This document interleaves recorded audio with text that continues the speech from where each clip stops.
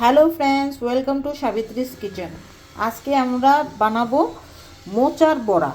মোচার বড়া বানানোর জন্য মোচার উপরের অংশটা আমি রান্না করার জন্য, সবজি করার জন্য রেখে দিছি। আর মোচার যে ভিতরের অংশটা সেটা আমি গোটাই কুকারে একটা সিটি দিয়ে নিছি।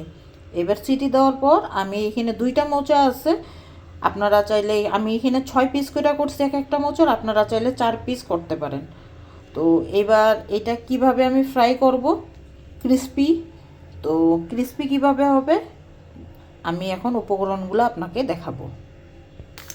আমি এইখানে নিয়ে রাখছি একটু লঙ্কা বাটা, কারণ এটা আমি একটু ঝাল পছন্দ করি, যে যে ঝাল পছন্দ না করে সে এটা স্কিপও করতে পারে। এটাতে আমি দিয়ে দিব চালের গুঁড়া। এখানে আমি নিয়ে নিচ্ছি ময়দা, চালের গুঁড়া, 2 ভাগ চালের গুঁড়া 1 ভাগ ময়দা নিতে হবে। আর এটার মধ্যে আমি এখন দিয়ে দেব খানিকটা হলুদ, খানিকটা নুন, কিছুটা কালো জিরা আর সামান্য চিনি। এবার অতি অবশ্যই যেটা এটার মধ্যে মেন যাবে সেটা হলো খাওয়া সোডা।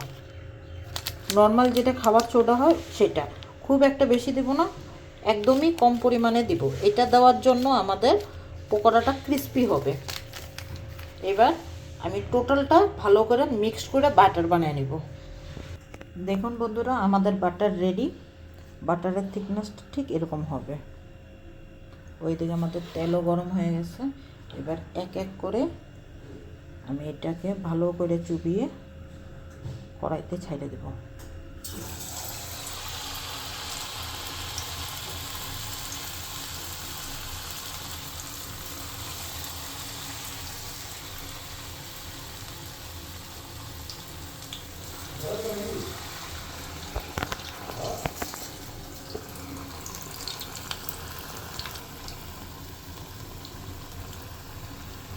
এবার এইভাবে এই বাটারটার মধ্যে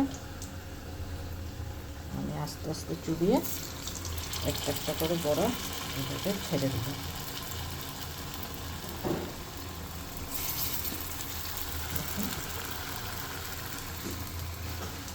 এই বাটারটা এরকম